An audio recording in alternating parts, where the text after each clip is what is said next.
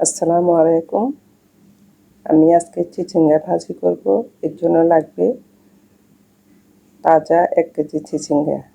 এখন কিছু হলুদ লবণ দিয়ে এভাবে মেখে রেখে দেব অনেকক্ষণ। কিছুক্ষণ পরে আমি এভাবে কচলিয়ে পানিগুলি চিপে ফেলে দেব।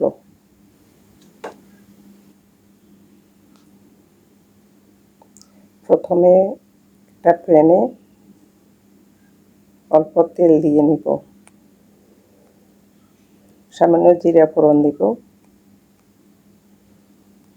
এখন আধা কাপ পেঁয়াজ, 1 টেবিল চামচ রসুন কুচি, 6-7টা কাঁচামরিচ, 2টা শুকনা মরিচ দিব।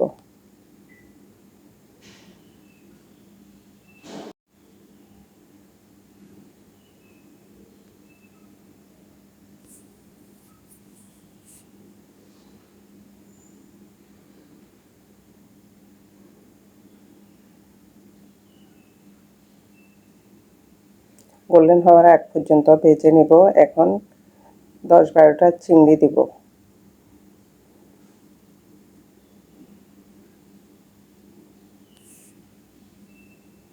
এই পর্যায়ে চিচিঙ্গাগুলি দিয়ে দিব।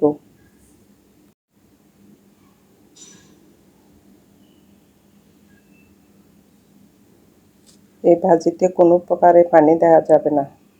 পানি দিলে ভাজিটা ঝরঝরে হবে না। সামান্য তেলে ভাজা যায়, অনেক সুন্দর ঝরঝরে হয়।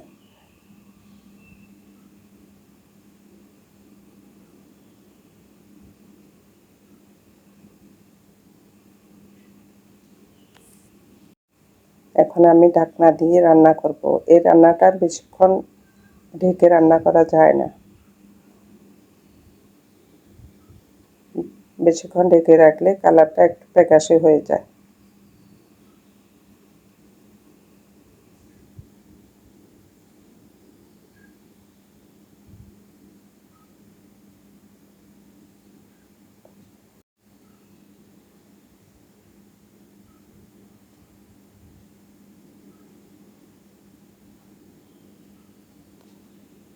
এখন আমি একটা ডিম দিব।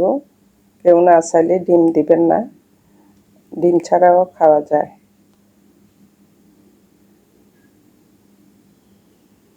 ডিমে একটু লবণ দিব।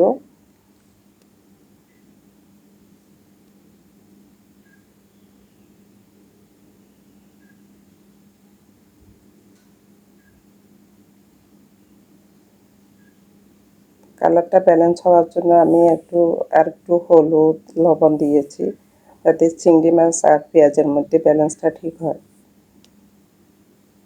এই পর্যায়ে কিছু ধনিয়া পাতা হয়ে গেছে, গরম ভাতের সাথে পরিবেশন করবেন।